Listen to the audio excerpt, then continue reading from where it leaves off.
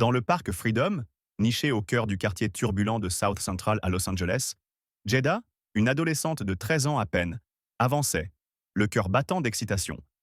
Ce lieu, vibrant d'histoire et de lutte, était plus qu'un simple parc pour elle. C'était un sanctuaire, un refuge où son père, le légendaire rappeur Snoop Dogg, venait souvent se ressourcer loin des projecteurs.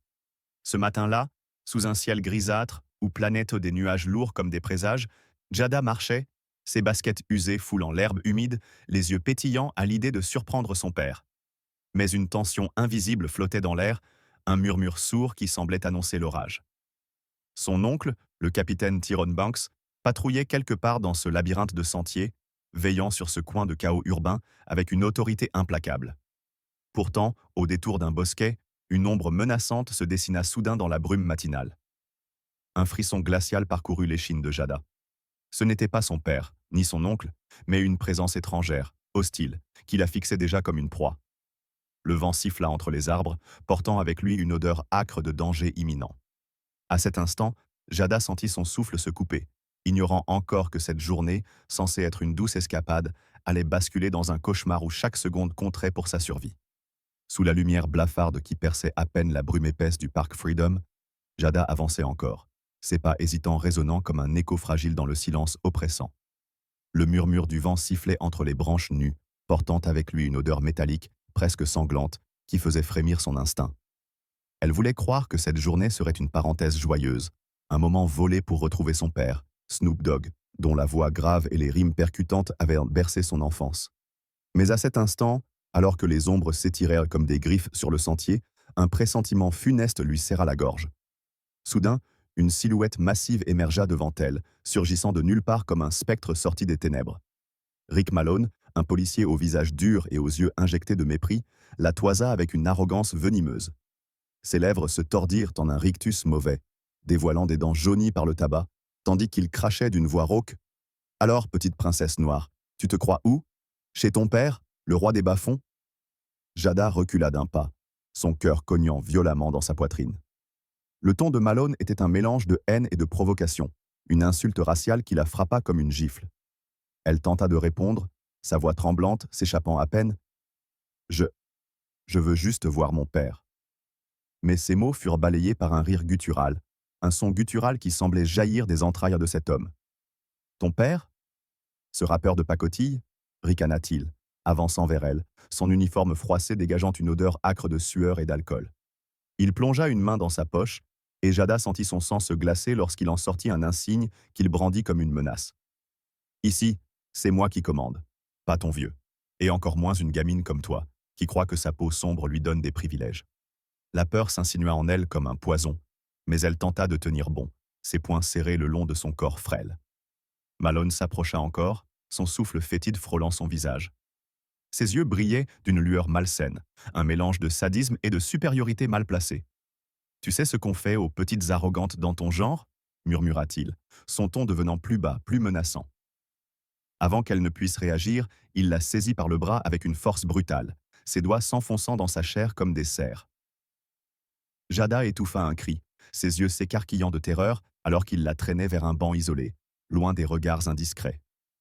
Le parc, autrefois un havre de paix, se transforma en un piège, ses arbres nus semblant se refermer autour d'elle comme les barreaux d'une cage.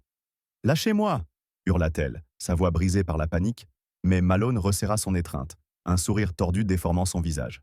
« Tu vas apprendre à respecter l'autorité, sale môme !» grogna-t-il, et dans un geste rapide, il arracha un talkie-walkie de sa ceinture, le levant comme s'il allait la frapper. Jada se débattit, ses baskets glissant sur l'herbe humide, mais il était trop fort, trop déterminé à lui faire payer une faute qu'elle n'avait pas commise. Le racisme qui suintait de ses paroles était une arme aussi tranchante que ses gestes, chaque insulte creusant une plaie invisible dans l'âme de la jeune fille. Elle pensa à son père, à ses chansons sur la résilience, à son oncle Tyrone qui patrouillait quelque part dans ce chaos. Où était-il? Pourquoi ce monstre en uniforme avait-il le pouvoir de transformer son monde en enfer? Alors que Malone levait la main, prêt à frapper, un craquement résonna dans les buissons voisins. Jada retint son souffle, son cœur suspendu entre l'espoir et la terreur. Était-ce un sauvetage imminent ou une nouvelle menace? La suite de cette histoire, aussi sombre que palpitante, dépend de vous, cher lecteur. Si cette plongée dans les abysses du parc Freedom vous a captivé, laissez un commentaire avec le mot justice et abonnez-vous pour ne pas rater la vengeance qui se profile à l'horizon. Si vous voulez voir Malone payer cher, tapez vengeance et partagez cette histoire avec vos amis. Votre voix compte? Qui sauvera Jada? Son père? Son oncle? Ou un twist inattendu? Dites-le nous et restez à l'affût pour découvrir si la lumière peut percer cette nuit sans fin. Le parc Freedom, désormais englouti dans une brume opaque qui semblait avaler jusqu'aux derniers éclats de lumière, devint le théâtre d'une scène cauchemardesque. Jada, 13 ans, ses yeux noyés de peur, sentit le sol vaciller sous ses pieds alors que Rick Malone, ce policier au regard de prédateur, resserrait son emprise sur son bras frêle. L'odeur rance de son haleine, mêlée à celle de l'alcool qui imprégnait son uniforme, lui donna la nausée. Le vent hurlait à travers les arbres dénudés, un cri strident qui semblait amplifier la sauvagerie de cet instant. Malone, ses traits déformés par une rage brute, arracha une bouteille de bière de sa poche avec une brutalité calculée. Le verre tinta dans sa main tremblante de fureur, tandis qu'il la brandissait devant le visage de Jada, comme un bourreau exhibant son arme avant le coup fatal. « Tu vas boire, petite vermine noire », rugit-il, sa voix résonnant comme un coup de tonnerre dans le silence oppressant du parc. Jada tenta de se dégager, ses ongles griffant désespérément l'air, mais Malone la plaqua contre le banc avec une force qui lui coupa le souffle.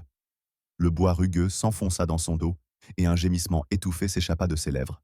« Non !» cria-t-elle, mais sa voix se brisa, avalée par le vacarme du vent et le rire sadique de son agresseur. D'un geste violent, il saisit une poignée de ses cheveux, tirant sa tête en arrière, avec une cruauté qui fit jaillir des larmes brûlantes sur ses joues. La bouteille s'approcha, son goulot froid frôlant ses lèvres tremblantes. « Ouvre la bouche, ou je te la fais ouvrir moi-même », grogna-t-il, ses yeux brillants d'une lueur démente.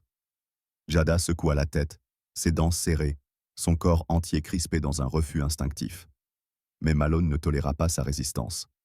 Avec une sauvagerie inhumaine, il força le goulot entre ses lèvres, ignorant ses hurlements étouffés. Le liquide amer et glacé explosa dans sa bouche, coulant sur son menton et trempant son sweat élimé. Elle s'étouffa, toussa, ses larmes se mêlant à la bière qui ruisselait sur son visage, tandis que Malone riait, un son guttural qui semblait arraché aux entrailles d'un monstre. Chaque goutte qui s'infiltrait dans sa gorge était une violation, une humiliation qui la dépouillait de toute dignité.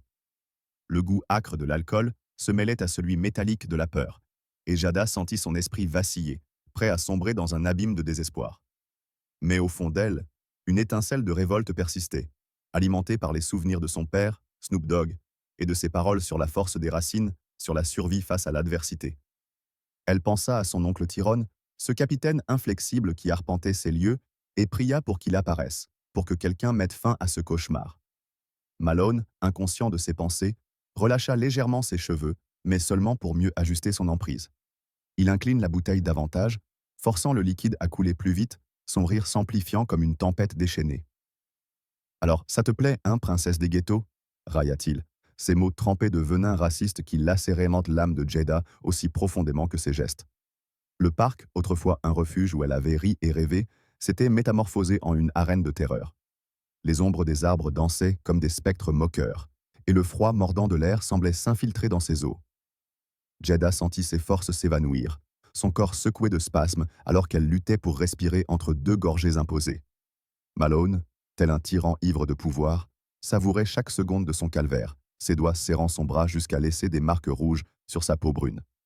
Le goulot de la bouteille heurta ses dents dans un claquement sinistre, et un filet de sang se mêla au goût amer qui envahissait sa bouche. Elle ferma les yeux, incapable de supporter la vue de ce visage tordu par la haine, mais l'image restait gravée dans son esprit, celle d'un homme qui, sous le couvert de l'uniforme, incarnait la pire des barbaries. Soudain, un craquement sec déchira l'air, quelque part dans les fourrés voisins. Malone suspendit son geste, la bouteille encore pressée contre les lèvres de Jada, son regard pivotant vers la source du bruit. Le vent retomba un instant, laissant place à un silence oppressant, chargé d'une menace nouvelle. Jada, le souffle court, rouvrit les yeux, son cœur battant à tout rompre. Était-ce un animal, un passant, ou le salut qu'elle avait appelé de toutes ses forces? Malone grogna, ses doigts se crispant sur la bouteille, prêt à reprendre son assaut. Mais dans ce moment suspendu, une lueur d'espoir, aussi fragile qu'une flamme dans la tempête, vacilla dans l'esprit brisé de Jada. Le cauchemar n'était peut-être pas encore terminé, mais quelque chose, quelqu'un, approchait. Dans l'enceinte lugubre du parc Freedom, où la brume semblait désormais un linceul étouffant toute lueur d'espoir, Jada luttait pour respirer, son corps secoué par la terreur. Le goût âcre de la bière, mêlé de sang, brûlait encore sa gorge, et les marques rouges laissées par les doigts de Rick Malone sur son bras palpitaient comme des braises. Le craquement dans les fourrés, ce bref instant de répit, s'était évanoui, englouti par le grondement rauque de Malone qui reprenait son assaut. Ses yeux, deux puits de haine où dansait une lueur démente, se rivèrent sur elle, ignorant le monde autour. « Tu croyais que quelqu'un viendrait te sauver, hein » siffla-t-il, ses lèvres tordues en un rictus cruel. Il lâcha la bouteille vide, qui s'écrasa sur le sol dans un éclat de verre strident, les éclats scintillant comme des lames sous la lumière pâle. Les tessons crissèrent sous ses bottes alors qu'il avançait, son ombre s'étendant sur Jada comme une menace prête à l'engloutir. Elle recula, ses jambes tremblantes menaçant de céder, son dos heurtant le banc de bois avec un choc sourd. Le vent hurlait, un cœur funèbre qui semblait sceller son destin, et les arbres dénudés s'agitaient comme des spectres moqueurs. Malone, ivre de pouvoir, arracha son talkie-walkie de sa ceinture et le brandit au-dessus de sa tête, prêt à frapper. « Tu vas apprendre ce que c'est que de défier l'ordre, sale môme » rugit-il, sa voix chargée d'un mépris raciste qui lacérait l'âme de Jada. Chaque mot était une arme, chaque insulte un rappel brutal de la couleur de sa peau, de son existence qu'il jugeait indigne. Elle ferma les yeux, son cœur battant à tout rompre, attendant l'impact inévitable. Mais au lieu du coup, un bruit plus violent éclata. Un craquement de verre sous des pas lourds, suivi d'un grognement animal. Malone pivota, son geste suspendu, et Jada rouvrit les yeux, le souffle coupé. Il était là, tapi dans l'ombre, un prédateur encore plus dangereux que Malone. Une silhouette massive, bardée de cuir noir, surgit des buissons, une batte de baseball à la main, son extrémité tachée de rouille et de souvenirs sanglants. Ce n'était ni son père, Snoop Dogg, ni son oncle Tyrone, mais un inconnu, un vagabond peut-être, dont le regard perçant semblait jauger la scène avec une froideur glaciale. Malone, déstabilisé, abaissa son talkie-walkie, son assurance vacillant. « Dégage, clochard !» aboya-t-il, mais sa voix tremblait, trahissant une peur qu'il ne pouvait masquer. L'homme ne répondit pas. Il fit un pas, puis un autre, la batte oscillant doucement, son extrémité raclant le sol dans un crissement sinistre. Jada, figée, ne savait si cet intrus était un sauveur ou une nouvelle menace. Son cœur cognait si fort qu'elle craignait qu'il n'éclate. Malone, refusant de céder, retrouva son arrogance. Il plongea la main vers son holster, mais avant que ses doigts ne touchent son arme, l'homme bondit avec une agilité surnaturelle. La batte s'abattit sur le talkie-walkie, l'explosant en morceaux qui volèrent comme des éclats de comète. Malone hurla, reculant en titubant, mais l'homme ne s'arrêta pas. Il frappa encore, visant le sol près des pieds de Malone, soulevant une gerbe de terre et de verre. « Touche-la encore, et c'est ta tête la prochaine » gronda l'inconnu, sa voix basse, presque inhumaine, résonnant comme un verdict. Jada, paralysée, sentit une vague d'espoir mêlée de terreur. Qui était cet homme? Un justicier des rues, un ancien condamné, ou un ange vengeur surgi des ténèbres du parc? Malone, le visage blême, tenta de reprendre le contrôle. « Tu sais pas à qui tu parles » cracha-t-il, mais ses mots sonnaient d'un creux. Il dégaina son arme, ses mains tremblantes, et la pointa sur l'inconnu. Le temps sembla ralentir. Jada retint son souffle, ses yeux passant de l'un à l'autre, son esprit hurlant pour que quelqu'un mette fin à cette folie. L'homme à la batte ne sia pas. Il incline la tête, un sourire narquois étirant ses lèvres balafrées, comme s'il défiait la mort elle-même. « Vas-y, tire » murmura-t-il, et dans ce défi, il y avait une promesse de chaos. Malone hésita, son doigt frôlant la détente, mais avant qu'il ne puisse agir, un nouveau son déchira l'air. Des pneus crissant au loin, des sirènes hurlantes qui approchaient à toute vitesse. Jada sentit son cœur bondir. Était-ce Tyrone, son oncle, ou une patrouille alertée par un passant? Malone pivota, distrait, et l'homme à la batte profita de l'instant. D'un mouvement fulgurant, il désarma Malone, envoyant le pistolet valser dans l'herbe. Le policier s'effondra à genoux, ses mains levées en un geste de reddition pathétique. L'inconnu se dressa au-dessus de lui, la batte prête à s'abattre, mais il s'arrêta, son regard glissant vers Jada. « Cours, petite » souffla-t-il, sa voix étrangement douce, presque paternelle. Jada, les jambes en coton, hésita. Elle voulait fuir, mais ses pieds semblaient cloués au sol, prisonniers de l'horreur et de l'incertitude. Les sirènes se rapprochaient, leurs hurlements perçant la brume comme une lame. Des phares trouèrent l'obscurité et des portières claquèrent. Des voix autoritaires retentirent. « Police, lâchez vos armes !» L'homme à la batte recula lentement, son arme tombant à ses côtés, mais il ne quitta pas Malone des yeux. Jada, enfin libérée de sa paralysie, tituba en arrière, ses larmes traçant des sillons brûlants sur ses joues.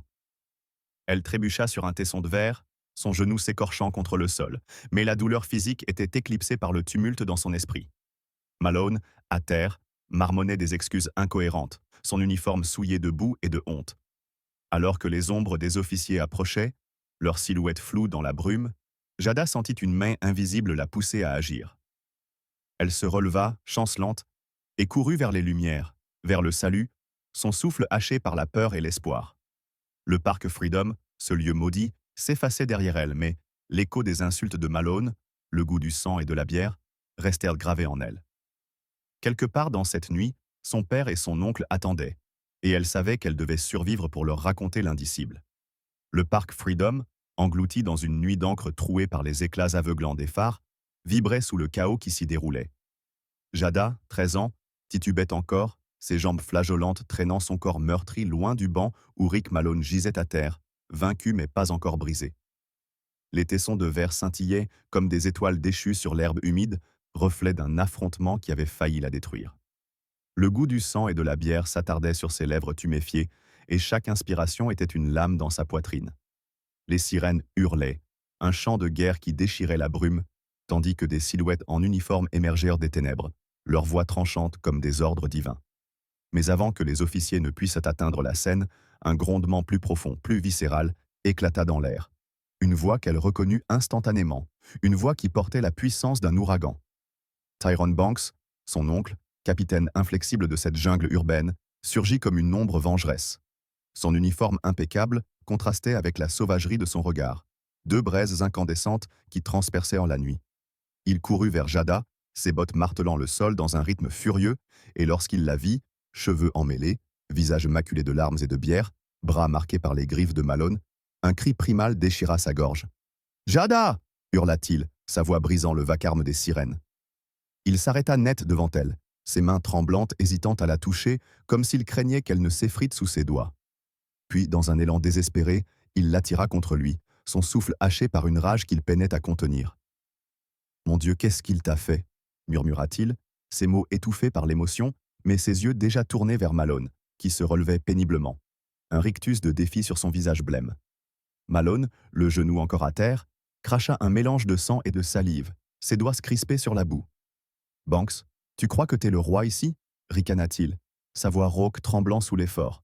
« Ta nièce, c'est rien qu'une petite arrogante qui mérite une leçon. » Ces mots, gorgés de haine raciale, frappèrent Tyrone comme un coup de fouet. Il relâcha Jada doucement, la confiant à un officier qui venait d'arriver, puis se tourna vers Malone avec une lenteur terrifiante, chaque pas résonnant comme un glas. « Une leçon ?» répéta-t-il, sa voix basse, presque un murmure, mais chargée d'une menace qui fit frissonner l'air. Il dégaina son arme de service, un pistolet noir luisant sous les phares, et la pointa sur Malone, le canon à quelques centimètres de son front. « Tu oses toucher ma famille, et tu parles de leçon ?» Malone, face à la mort, perdit son arrogance. Ses yeux s'écarquillèrent, et un gémissement pathétique s'échappa de ses lèvres. « Tyrone, attends, je... » bégaya-t-il, mais Tyrone l'interrompit d'un geste brusque, appuyant le canon contre sa peau moite. « Ferme-la !» tonna-t-il, sa voix éclatant comme un coup de tonnerre.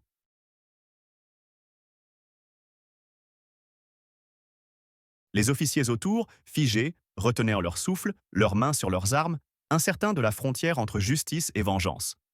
Jada, blottie contre l'épaule d'un policier, tremblait, ses yeux rivés sur son oncle.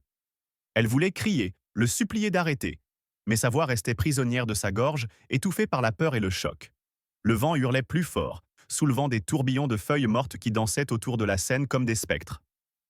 Tyrone, son doigt frôlant la détente, fixait Malone avec une intensité qui semblait consumer l'espace entre eux. « Tu crois que ton uniforme te protège ?» gronda-t-il, son visage durci par des années de lutte contre l'injustice. « Tu crois que tu peux salir ma nièce, la fille de Snoop Dogg, et t'en tirer comme ça ?» Malone, à bout de souffle, tenta de ramper en arrière, ses mains glissant dans la boue. Je savais pas qui elle était, je jure, gémit-il. Mais Tyrone avança, implacable, son arme suivant chaque mouvement de sa proie. Soudain, un cri perça la tension. Tyrone, stop! Lança une voix féminine, autoritaire, venue de l'arrière. Une lieutenante, ses cheveux tirés en un chignon strict, s'avança parmi les officiers, son regard oscillant entre Tyrone et Jada. Ne fais pas ça, pas devant elle, murmura-t-elle, posant une main sur son épaule. Tyrone hésita, son bras tremblant sous le poids de sa rage. Il baissa les yeux vers Jada, dont le visage, malgré la peur, portait une supplication muette. Lentement, il abaissa son arme, le canon frôlant le sol, mais son regard resta fixé sur Malone, une promesse silencieuse de châtiment. « Menottez-le !» ordonna-t-il d'une voix froide, et les officiers se précipitèrent, plaquant Malone au sol avec une brutalité contenue. Les menottes claquèrent autour des poignets de Malone, son visage écrasé dans la boue tandis qu'il marmonnait des insultes étouffées. Tyrone se tourna vers Jada, s'agenouillant devant elle, ses mains enserrant doucement ses épaules. « Tu es en sécurité maintenant », souffla-t-il, mais ses mots étaient lourds de douleur. Il la serra contre lui, son uniforme trempé par les larmes qu'elle ne pouvait plus retenir. Les phares des voitures de patrouille balayaient la scène, projetant des ombres mouvantes sur les arbres, et le parc Freedom, ce lieu maudit, semblait enfin reprendre son souffle. Mais au fond de Tyrone, une tempête continuait de gronder. Il savait que ce n'était pas fini. Malone n'était qu'un symptôme, une pourriture parmi d'autres dans un système rongé par la haine. Il releva les yeux, scrutant les officiers qui l'entouraient, certains baissant le regard, honteux, d'autres hochant la tête en signe de respect. Jada, blottie contre lui, murmura d'une voix brisée. « Il m'a fait mal, tonton. » Ces mots ravivèrent la flamme dans son cœur. Il caressa ses cheveux, son visage durci par une résolution nouvelle. « Il paiera, » promit-il, et dans cette promesse, il y avait plus qu'une vengeance personnelle. C'était un serment pour elle, pour Snoop, pour tous ceux que ce parc avait trahis. Les sirènes s'éloignèrent lentement, emportant Malone dans leur écho, mais Tyrone resta là, immobile, tenant Jada comme un rempart contre les ténèbres. Le vent retomba, laissant place à un silence pesant, chargé des cicatrices de cette nuit. Le parc Freedom, témoin muet, garderait à jamais les stigmates de cet affrontement, et Jada, malgré sa fragilité, portait désormais en elle une force qu'elle ignorait encore. Sous le ciel noir et tourmenté du parc Freedom, où les dernières lueurs des phares s'évanouissaient dans la brume, une odeur de terre humide et de sang flottait dans l'air. Jada, tremblante, était encore blottie dans les bras de son oncle Tyrone Banks, son souffle haché par les sanglots qu'elle ne pouvait plus retenir. Le sol, jonché de verres brisés et de traces de lutte, portait les stigmates d'un affrontement qui avait failli la briser. Rick Malone, menotté, gisait face contre terre, son uniforme souillé de boue et sa respiration sifflante entrecoupée de grognements de rage. Les officiers, leurs visages tendus par une colère contenue, le maintenaient fermement, leurs bottes écrasant les tessons qui craquaient sous leurs pas. Mais Tyrone, le regard incandescent, ne se satisfaisait pas de cette victoire fragile. Il relâcha Jada doucement, ses mains tremblant d'une fureur qui semblait prête à exploser, et se redressa, dominant la scène comme un juge implacable face à un condamné. « Relève-toi, ordure !» ordonna-t-il, sa voix grave résonnant comme un coup de fouet dans la nuit. Malone, les poignets entravés, tenta de se redresser, ses yeux injectés de sang lançant des éclairs de défi. « Tu crois que ça change quelque chose, Banks ?» cracha-t-il, un filet de salive coulant sur son menton. « Ta nièce, cette petite peste noire, elle l'a cherchée. » Ces mots, trempés de venin raciste, firent bouillir le sang de Tyrone. Il s'avança d'un pas, son poing serré prêt à s'abattre, mais un officier l'intercepta, saisissant son bras avec une force désespérée. « Capitaine, pas ici !» murmura-t-il, les yeux suppliants. Tyrone s'arrêta, son souffle court, ses muscles tendus comme des cordes prêtes à rompre. Il baissa les yeux vers Jada, dont le visage tuméfié portait encore les marques de l'horreur, et une douleur aiguë traversa son cœur. Soudain, un grondement lointain déchira le silence. Des klaxons, des cris, une foule qui approchait. Les phares des voitures de patrouille s'éteignirent, remplacés par les lumières vacillantes de dizaines de téléphones portés par les habitants de South Central. La nouvelle s'était répandue comme une traînée de poudre. Une enfant attaquée, un policier corrompu, une injustice criante. Les voix s'élevèrent, un chœur de colère et de révolte, scandant des slogans contre la brutalité et le racisme. Tyrone pivota, son regard balayant la marée humaine qui envahissait le parc. Des pancartes surgissaient déjà, griffonnées à la hâte. Justice pour Jada, et plus jamais. La foule, un mélange d'habitants furieux et de jeunes enragés, encercla la scène, leurs cris perçant la brume comme des lames. Malone, traîné par les officiers vers une voiture, sentit la peur le saisir. Il tenta de se débattre, ses menottes cliquetant dans un bruit métallique, mais un coup de coude d'un policier le fit taire, le projetant contre la portière. « Vous pouvez pas faire ça !» hurla-t-il, sa voix noyée par le tumulte. Tyrone, immobile, observait la chute de cet homme qu'il avait autrefois appelé collègue. Il s'approche, son ombre s'étendant sur Malone comme une sentence. « Tu croyais pouvoir briser ma famille et t'en tirer ?» murmura-t-il, si bas que seul Malone l'entendit. « Le peuple te jugera avant moi. » Il fit un signe et les officiers poussèrent Malone dans le véhicule, la foule frappant les vitres dans une cacophonie assourdissante. Jada, soutenue par un officier, sentit une chaleur étrange monter en elle malgré la douleur. Les visages dans la foule, des voisins, des amis de son père, des inconnus, portaient une solidarité qu'elle n'avait jamais vue. Mais au loin, un nouveau son perça le chaos, une basse profonde, un rythme familier. Une Cadillac noire, vitre teintée, fendit la masse et la portière s'ouvrit violemment. Snoop Dogg, son père, en surgit, ses dreadlocks balayant l'air, son regard plus dur que jamais. La foule s'écarta, un silence respectueux tombant sur le parc. Il courut vers Jada, ignorant les cris, et la serra contre lui, sa voix brisée. « Ma petite !» Tyrone les rejoignit, et dans cet instant, la famille se reforma, un roc face à la tempête. Mais l'histoire ne s'arrête pas là, cher lecteur. La révolte gronde, et le destin de Malone reste suspendu. Si cette plongée dans la fureur de South Central vous a ébranlé, dites-le nous. Laissez un commentaire avec « Révolte » pour crier votre indignation, ou « Snoop » pour saluer la force d'un père. Abonnez-vous pour découvrir si la justice triomphera ou si le Parc Freedom réclamera encore du sang. Que pensez-vous? Tyrone ira-t-il jusqu'au bout? Snoop vengera-t-il sa fille? Votre curiosité est la clé. Restez avec nous pour le prochain acte de ce drame brûlant. Dans les entrailles sombres du Parc Freedom, où la brume s'épaississait comme un voile funèbre, l'écho des cris de la foule résonnait encore, une clameur sauvage qui semblait faire trembler les arbres dénudés. Jada, 13 ans, était blottie contre son père, Snoop Dogg, dont les bras puissants l'enveloppaient comme un rempart contre la nuit. Ses dreadlocks frôlèrent son visage tuméfié, et sa voix, rauque d'émotion, murmurait des mots qu'elle n'entendait qu'à moitié, noyée par le tumulte de son propre cœur. Tyrone Banks, son oncle, se tenait à leur côté, son uniforme taché de boue et ses yeux brûlants d'une colère qui ne s'éteindrait pas. Rick Malone, menotté, avait été jeté dans une voiture de patrouille, mais son rictus moqueur, même à travers la vitre, semblait défier la victoire fragile de cette famille brisée. Les phares balayèrent la scène, projetant des ombres dansantes sur le sol jonché de verre, et le vent hurlait, un chant de guerre qui portait l'odeur âcre de la révolte. Snoop relâcha Jada doucement, ses mains tremblant de rage contenue, et se tourna vers Tyrone. « Ils peuvent pas le laisser s'en tirer, » gronda-t-il, sa voix profonde vibrant comme une basse dans un studio enfumé. « Pas après ce qu'il a fait à ma petite. » Tyrone hocha la tête, son regard d'acier fixé sur la voiture où Malone était enfermé.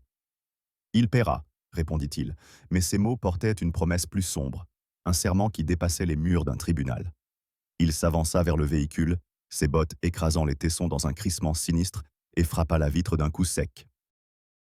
Malone sursauta, son visage blême se tordant de peur, mais il tenta un dernier défi. « Tu crois que tes médailles me font peur, Banks ?» Tyrone ne répondit pas. Il ouvrit la portière d'un geste brusque, ignorant les protestations des officiers autour, et tira Malone dehors, le plaquant contre le capot avec une force qui fit gémir le métal. « Tu parles encore ?» siffla-t-il, son visage à quelques centimètres de celui de Malone. « Après avoir sali ma nièce, tu oses ouvrir ta gueule ?» Malone, le souffle coupé, tenta de se débattre, mais les menottes entravèrent ses mouvements, et la foule, à quelques mètres, rugit son approbation. Des pierres volèrent à soudain, frôlant la voiture, et une bouteille s'écrasa non loin, éclatant dans une gerbe de verre. La tension montait, une tempête prête à tout engloutir, et Tyrone, au cœur de ce chaos, semblait prêt à laisser la justice des rues prendre le relais. Snoop, voyant la scène, s'interposa, saisissant l'épaule de Tyrone. « Pas comme ça, frangin » murmura-t-il, son regard oscillant entre la fureur de son beau-frère et la fragilité de Jada, qui observait, pétrifiée. « On va le faire tomber, mais pas dans la boue. » Tyrone hésita, son poing suspendu au-dessus de Malone, puis relâcha son emprise, le laissant s'effondrer au sol comme un pantin désarticulé. « Emmenez-le » ordonna-t-il aux officiers, sa voix froide comme une lame. Malone fut relevé sans ménagement, son uniforme déchiré, son arrogance réduite à des gémissements. La foule hurla, un cri de triomphe mêlé de haine, tandis que les sirènes reprenaient dans leur chant, emportant le policier déchu dans l'obscurité. Mais l'orage ne s'arrêta pas là. Au loin, des flashs d'appareils photo éclatèrent, et des camionnettes de presse fendirent la brume, leurs pneus crissant sur l'asphalte. La nouvelle avait traversé South Central comme un feu sauvage. Une enfant agressée, un flic raciste, une communauté en flammes. Snoop serra Jada plus fort, ses yeux scrutant les visages dans la foule, des voisins, des fans, des âmes révoltées. « Ils savent maintenant », murmura-t-il, sa voix teintée d'une fierté amère. Tyrone, à ses côtés, ajusta son képi, son regard durci par une résolution nouvelle.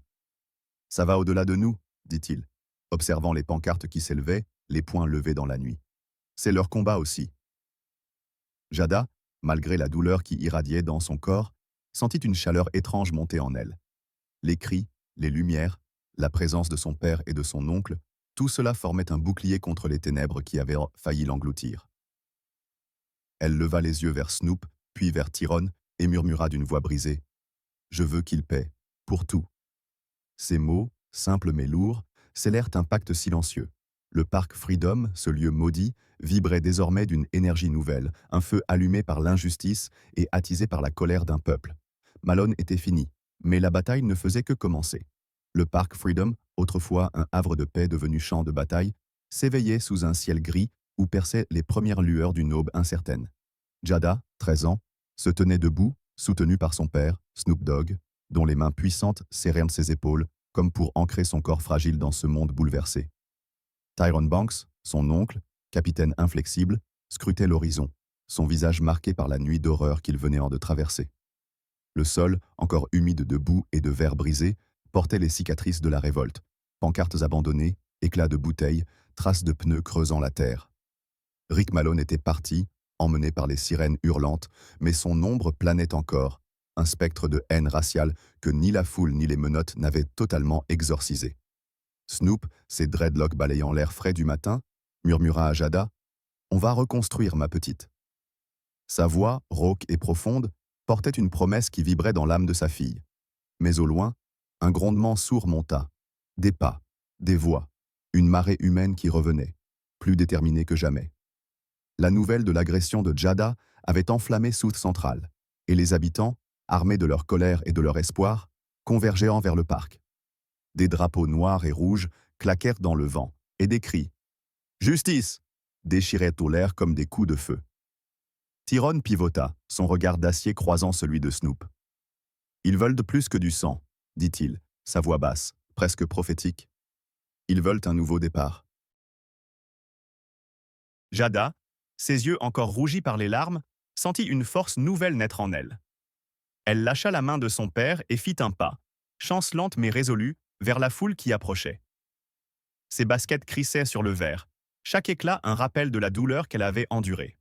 « Je veux parler », murmura-t-elle, sa voix tremblante mais ferme. Snoop et Tyrone échangèrent un regard, un mélange de fierté et d'inquiétude, puis hochèrent macquement la tête. Un homme dans la foule, un vieux voisin aux cheveux gris, tendit un mégaphone à Jada, ses mains tremblantes d'émotion. Elle le saisit, le métal froid contre ses paumes, et monta sur un banc, dominant le chaos. « Je m'appelle Jada », commença-t-elle, sa voix amplifiée résonnant dans le parc. La foule se tut, suspendue à ces mots. « Il m'a frappé, humilié, parce que je suis noire, parce que je suis la fille de Snoop Dogg.